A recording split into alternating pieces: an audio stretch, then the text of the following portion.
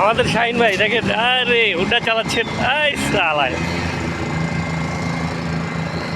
Saudi আরবে এটা একটা বিশেষ মানে ব্যবস্থা যে রাস্তার পাশে বিভিন্ন জায়গায় পার্কের মতো এই যে রাস্তার পাশে এই ধরনের গাড়ি হুন্ডা, যেগুলো ছোটো ছোটো বাচ্চারা যেটা আমাদের দেশে খেলাধুলা করে, এখানে এর মাধ্যমে আসলে খেলাধুলার সময় পার করার জন্য 20 মিনিট, 1 ঘন্টা, আধা ঘন্টা বিভিন্ন সময় নির্ধারণ করে এখানে টাকা নেওয়া হয়।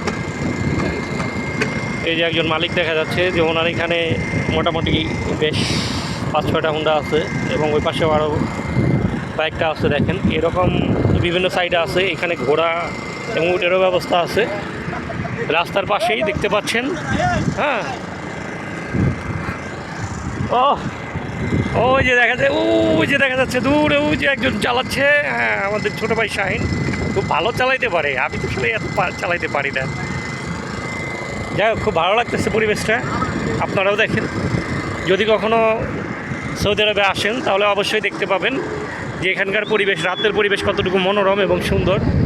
আসলে আল্লাহর দান সব কিছু, আল্লাহ এখানে অনেক কিছু দিয়ে দিছে, আর এই সব কিছু রহমত ঢেলে দিচ্ছে আল্লাহ, কারণ এখানে সৌদির যে পরিবেশ অনেক সুন্দর এবং ভালো। আসলে এই দিনের পরিবেশ এবং রাতের পরিবেশে অনেক ব্যবধান।